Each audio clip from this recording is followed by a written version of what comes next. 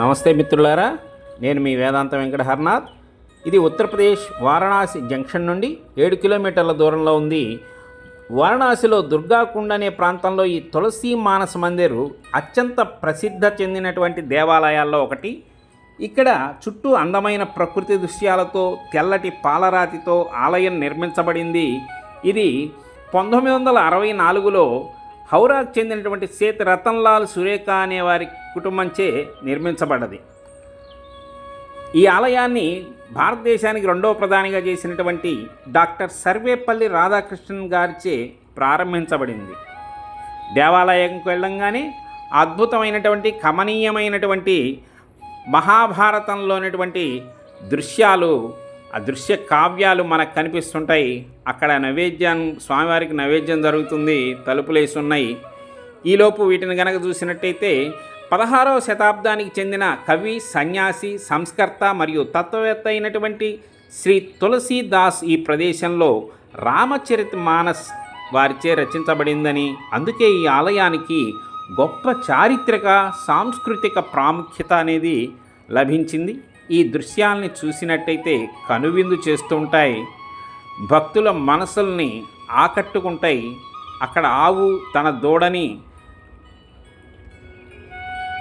బకాసురుడు, కంసునిచే పంపించబడినటువంటి రాక్షసుడు బకాసురుడు పెద్ద కొంగాకారంలో వచ్చి బాలకృష్ణుణ్ణి మింగేయాలని చూస్తాడు.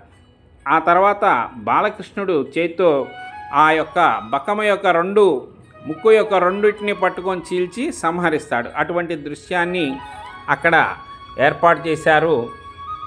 వాటిలో చలనం ఉన్నట్లు ఏర్పాటు చేశారు. అట్లానే భీష్ముడు మహాభారత యుద్ధంలో అర్జుని చేతిలో అంపశయ్యపై పడే దృశ్యాన్ని, ఆ కృష్ణుడు, ధర్మరాజు, పాండవులు వాళ్ళంతా ఉన్నటువంటి దృశ్యాన్ని కూడా అక్కడ ఏర్పాటు చేశారు.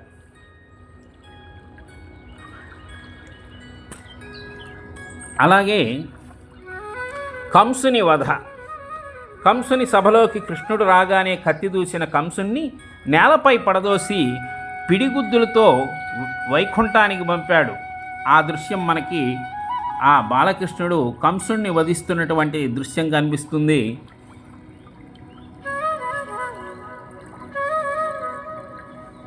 అలాగే సీతమ్మ తల్లిని లక్ష్మణస్వామి అడవులకు తీసుకెళ్తున్నటువంటి రథంలో అడవులకు తీసుకెళ్తున్నటువంటి దృశ్యం కూడా మనం ఇక్కడ చూడవచ్చు. లక్ష్మీనారాయణుల యొక్క పాలరాతి విగ్రహాలు,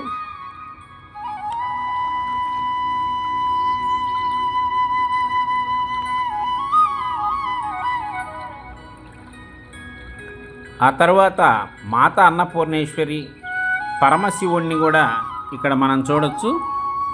చక్కగా చాలా అందంగా ఆ పాలరాతి విగ్రహాలు చాలా అందంగా ఉన్నాయండి.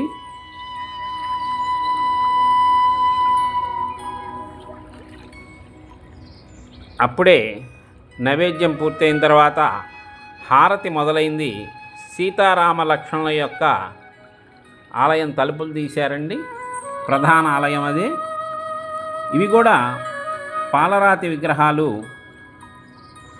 చూపురుల్ని ఆకట్టుకుంటాయి. భక్త సందోహం ఎప్పుడూ కూడా భక్తులు విపరీతంగా ఇక్కడ ఉంటూ ఉంటారు. బయటికి రావటంతోనే హే రామ్ అనే శబ్దాలు వస్తూ ఉన్నాయి. అటు ఇటు చూడగా హనుమంతుడి మందిరాలు 2 ప్రక్కల ఉన్నాయి. అక్కడి నుంచి హే రామ్ అనే శబ్దం వస్తూ ఉంది. ముందుకు వెళ్ళి చూడగానే స్వామివారు తన ఛాతీని చీల్చి సీతారాముల్ని చూపుతూ భక్తితో హే రామ్ అంటున్నాడు. స్వామివారి కృప అందరికీ ఉండాలని కోరుకుంటూ సర్వే జనా సుఖినో భవంతు.